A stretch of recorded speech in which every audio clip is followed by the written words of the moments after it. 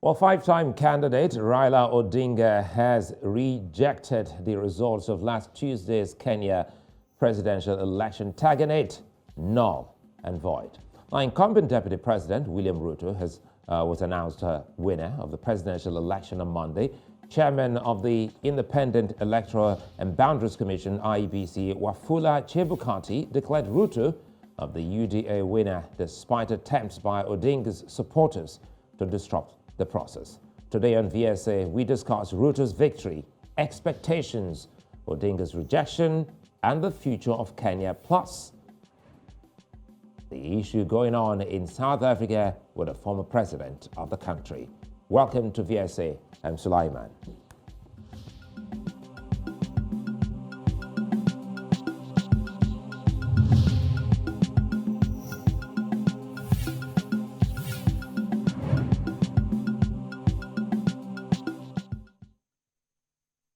Azimio-la Umoja presidential candidate Raila Odinga has described the result as null and void, while he also said the chairman of the IEBC, Chebukati, acted in disregard to the constitution.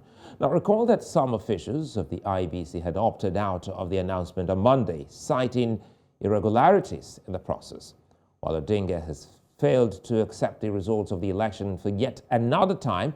He has called on his supporters to maintain peace and calm as Azimio pursues a constitutional avenue to substantiate their claims. The mood in Kenya at this moment is, however, unruffled as supporters of Ruto and other citizens and candidates are in a jubilant mood. From Nigeria to South Africa, Malawi to Somalia, congratulatory messages have poured in for the president-elect as expectations rise. An incumbent Deputy President, Ruto, is expected to understand the problems of the Kenyan people and how to solve them. He's expected to be sworn in later in August and will become Kenya's fifth president, with the weight of uniting the country, further improving its economy and being the East African benchmark. And of course, let's quickly go looking at some of those president's congratulatory messages to the president-elect of Kenya. We're starting off with Nigeria's president, Muhammadu Buhari, who's said that I congratulate the president-elect of Kenya, William Ruto, on his victory in the August 9, 2022 general elections. I wish him a successful inauguration and tenure in office, while also looking forward to more fruitful and robust engagements between Nigeria and Kenya. And the female president on the continent, the president of Tanzania, is also saying congratulations to the president-elect. There you have it. Suluhu Hassan, she's also saying congratulations to the president. Samia Suluhu Hassan congratulate the people of Kenya on their peaceful general election and the subsequent announcement of Dr. William Ruto as president-elect. We look forward to continue working together with our brothers and sisters in Kenya to strengthen our historically close ties. Tuko pamoja. And of course, Yoweri Museveni, the president of Uganda, is also on the list, and he says, on behalf of all Ugandans, I congratulate Your Excellency William Ruto upon your election as the fifth president of the Republic of Kenya. And Cyril Ramaphosa is also, online. I offer my warm congratulations to President-elect William Ruto of the Republic of Kenya. A prosperous and united Kenya is an important prerequisite for and contributor to a prosperous and peaceful continent. We look forward to working with you in pursuit of the Africa we want. That's an interesting one. Let's see what the president of Ethiopia, the prime minister, is saying. Abiy Ahmed is right also saying congratulations to William Ruto on your election as president of the Republic. I wish you best of luck in your endeavors ahead, and we look forward to working closely with you on common bilateral and regional interest. Still around Somalia, yes, around the region, East Africa, in Somalia, specifically Mahmoud Hassan, the president, is saying congratulations becoming Kenya's 5th president. My best wishes to you as you begin your tenure at State House, Kenya. I look forward to closely working with you to advance our partnership in all areas of mutual benefit. I'd like to see what the president of Burundi is saying. Evaristus is saying his own congratulatory message, and he's saying, well, this is also to Ruto and the people of Kenya for holding free, fair, and peaceful elections, and asking all parties to preserve peace and disputes be resolved by existing competent legal mechanisms. Idumu Jumia Yetu. And let me take one more, and let's go to Malawi and see what President Lazarus Chakwera is saying, congratulating Kenyans and President Ruto for your election victory. Malawi looks forward to working with you in strengthening bilateral ties and cooperation. And you have the hashtag Malawi-Kenya relations. Well, these presidents and more still coming in, and of course we have quite a number of issues to look at in Kenya, a country that is deeply, greatly in want of a unifier and someone who can actually change the course of the economy of the country. So joining me live now to discuss this, we'll be going straight to Kenya, Nairobi, Kenya, as Kevin Osido joins me. Kevin, good to see you, and thanks for your time as always. Let's first of all say, as a Kenyan, congratulations on your country's successful completion of that election. You've been speaking with us, during the process. We covered that live. But again, what's the mood at the moment since that election result has been announced? We understand Raila Odinga has categorically rejected that result. Thank you so much, and good evening from Nairobi, Kenya, the heart of East Africa. Now that's right, we have had a very peaceful election to the extent that compared to the past elections that we have had, this was a relatively very, very peaceful election, because at least we have not had the pronouncement of deaths and also electoral related conflicts, even from the most predictable and expected communities, largely because our politics is, as we have always said here and from our experience, is a highly ethnicized, high-octane, volatile politics. But for Kenya elections 2022, Kenyans shocked the world because people expected that we would be fighting right now, even upon the announcement of the president-elect, that the country would not be stable. But as at the moment when the announcements were going on, Kenyans were moving on with their lives. And we would see, even from the various hotspots that had been declared by one of our constitutional commissions called the National Cohesion and Integration Commission, that are declared about 23 of the 47 counties of Kenya as hotspot areas. We did not register extreme amounts of violence. And so even yesterday, upon the announcement, we saw life going on. And even today, we have seen major towns and major streets of Nairobi and other towns and counties also proceeding on with their activities. Of course, we note that the former Prime Minister and the Azimio la Umoja One Kenya Alliance presidential candidate, who was not present at the National Tallying Center, otherwise called Bomas of Kenya, where the other three presidential candidates, Mheshimiwa William Ruto, Honorable William Ruto, and also Professor Wajakoya George and Bishop Maure were present. But the former Prime Minister chose not to be present at that venue, and it later emerged that his chief agent actually and his other agents advised him not to be present at that venue because of the irregularities and other issues that pertain to a lack of transparency and accountability, particularly in some of the requirements of the Constitution, which involve what is called the Form 34A, which is used to tally the presidential votes.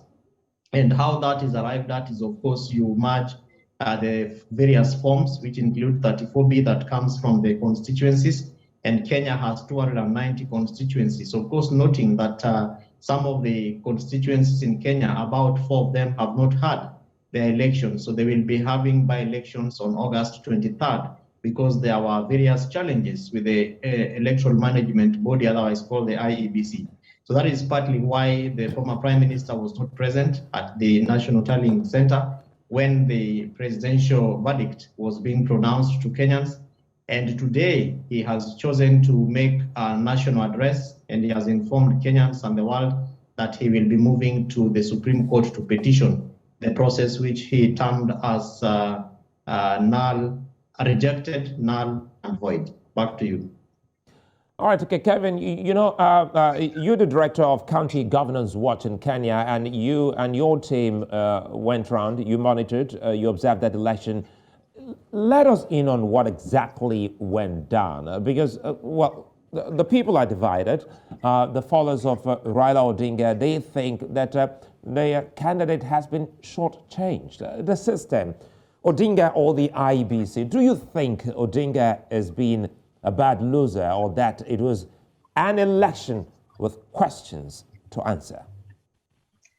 This was an election with questions to answer. In fact, the Independent Electoral and Boundaries Commission owes a response to the people of the Republic of Kenya. You realize that in the various discussions and conversations that we have had in the past, we have raised innumerable concerns with the electoral preparedness by the electoral management body, IEBC, Independent Electoral and Boundaries Commission. And you also realize, or rather remember, that even the presidential candidates, particularly the former Prime Minister, his agents have raised very many questions with the Independent Electoral and Boundaries Commission, particularly pertaining to its preparedness, up to the extent or the level where, when the ballot papers were coming to the country, they went further and indicated that there were irregularities, and the commission confirmed that there were no problems. But today, as we speak, there are about six electoral areas where elections are not going to happen because of problems with the ballot papers. Some candidates were inserted who are not even running, like in Mombasa County, where one of the governor candidates was actually declared incompetent and therefore unfit to run for office, yet his photos appear on the ballot paper. In Kakamega County, there were mix-ups with one of the other counties. And so if you look at all these irregularities, the Independent Electoral and Boundaries Commission owe Kenyans a number of answers. And even if you look at what was transpiring at the National Tallying Center yesterday, where agents indicated, particularly the former Prime Minister's agent, Olekina Satabau, indicated that the results were announced without the agents appending their signatures. Yet that is the law, the requirement of the law, and the Elections Act and the IEBC Act requires that agents have to be given information. They have to look at those papers because of the verification aspects. Unfortunately, as at the point in time when the president-elect was being presented to Kenyans, these issues had not been sorted out, and we saw a lot of unnecessary and dishonorable drama that Kenyans were taken through.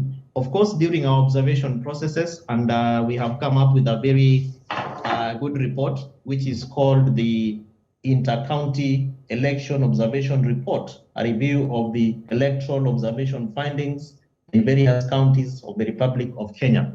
This is a report that covers the step-by-step preparedness of the Independent Electoral and Boundaries Commission.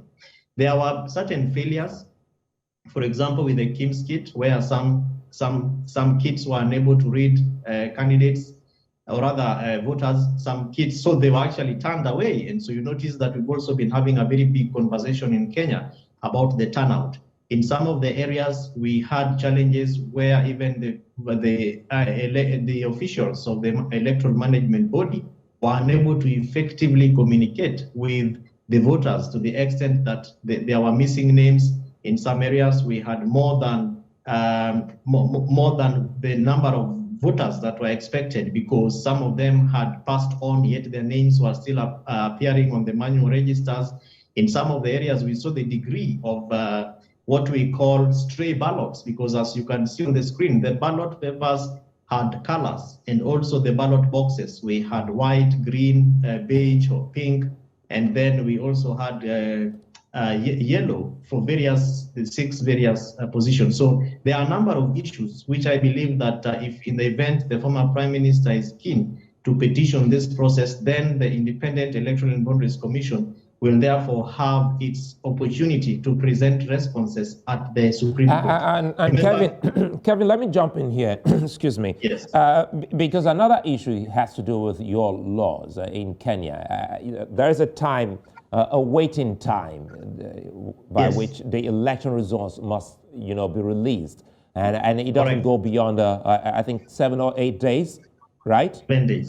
Good. 7 days, yeah. Good. And so there was still time for the IEBC to have waited to see that these are sorted out, especially with the agents of Mr. Odinga, isn't it? Correct. In fact, that is what most of the people who are present at the National Tallying Center, and some of us who are looking at this from an observer perspective, including advocating on a number of TV stations, because like myself, I appeared on almost 6 stations just yesterday to speak about this issue. And these are national stations, and we kept asking the commission. We are still within the constitutional mandate. So you're a member, again, sorry again to button, you're a member of the civil society in Kenya. Yes, I am. What are other members saying? Though they're, I'm trying to look at the percentage now of their observations of this particular election. Does it go on your side of on what percentage do we have of those who think the way you think? Well, it's basically a matter of process, and it's because we are an organization that is interested in effective leadership, good governance, and also accountability. And that's why we are called County Governance Watch. And the beauty about this is that we have raised these concerns with the Commission, not just yesterday, but from many, many days before, because we have this partnership of county multi-sectoral preparedness on elections, rather county multi-sectoral forum on electoral preparedness. And so the commission was and is aware about some of the concerns that we have raised, which are also shared by a number of civil society organizations around. In fact, today we have what is called the Electoral Observer Group, ELOB, which is a conglomerate of a number of civil society organizations that have also released their observation report, and they have actually indicated some of those challenges, despite the fact that they have indicated that through their parallel voting and voting and tabulation, actually the results that the commission announced are almost similar to what the kind of results that they have in their PVT, the parallel voting and tallying process. Now that is one end of it. But then you remember that the counting and the tallying emanates from the polling station, so that if things are not right at the polling station, chances that things will be right at the national center are also very, very minimal. But that therefore presents the opportunity to the Azimio La Umoja One Kenya Alliance on the petition, because they have threatened to go and petition. You spoke about the timelines, and those timelines are embedded in the Constitution, where in Article 138 of our Constitution, read together with other laws, including the Elections Act, indicate that within 7 days, the Electoral and Independent Electoral and Boundaries Commission needs to pronounce to Kenyans a president-elect, and it also stipulates various processes that are supposed to be passed through. Upon that announcement, the same law requires that within 7 days, the president is supposed to be sworn in, and failure for that happen that may not happen only if there is a petition. And the same law indicates that if there is anyone who has a petition, then you submit that petition to the Supreme Court. In other words, Kevin Osido, in other words, yes, that just might not be so Odinga holds the aces now. If he petitions this, there might not be swearing in the next 6 days, because we started the count already. Correct. There will be no swearing in the event that within 7 days they present a petition. The swearing in will be on hold, and then the law indicates that within 14 days. So you have 7 days to lodge a petition, and in fact today the registrar of the Supreme Court has already submitted a timeline for which presidential petitions will be dispensed with. And then if there is no petition, then within 7 days, you have the president-elect sworn in. If there is a petition within 7 days, you lodge the petition. Within 14 days, the Supreme Court should have dispensed with that petition, which either nullifies an election or upholds it. And so within those days, the president-elect should be sworn in. Now let's jump in here. You know, I'm trying to see yes. how much we can actually cover before I let you go. Africans are watching, and especially non-Kenyans. They're trying to understand the grounds of Mr. Odinga. Keep in mind, many observers have said that it was one of the best elections seen so far on the continent in recent times. So, yes. So where is Odinga's grounds coming from? I think the challenge with the former prime minister is, you know, they say, the wise men of English say, the English wise men say, once bitten, twice shy. And so you become very meticulous. But the beauty about the processes that the former prime minister has also been involved in is that he has a team of lawyers who, in fact, part of them were present and part of the team that put together the Constitution of Kenya.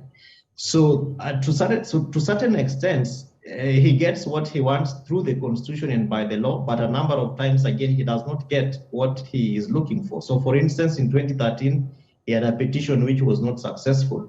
In 2017, he had a petition which was successful that nullified the presidential election, and Kenyans were taken back to a second election. Now, the grounds for a petition are basically issues around systems, processes, and procedures. And you realize that even yesterday, as the president-elect was being sworn in, 4 out of the 7 commissioners walked out of the National Tallying Center.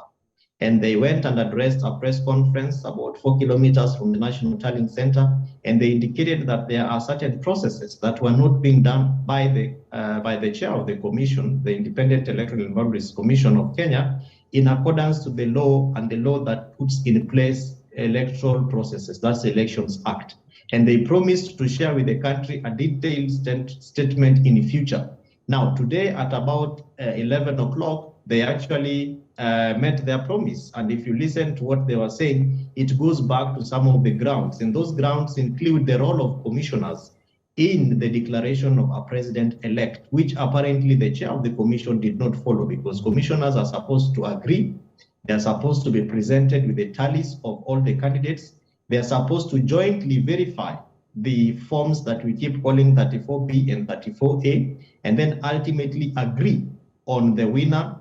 And then the chair of the commission, who is a national returning officer, would then walk over to a podium put in place and declare. Let me get something straight here, Kevin. Kevin, let me get something straight here for clarity's sake. I've had conversations with some lawyers in Kenya, and they say what you've just highlighted now isn't part of your laws. There's no part of your law that says all the commissioners must be on the same page before Mr. Chebukati can announce who's the chief commissioner there. So let us in on this. Is this a tradition or the law?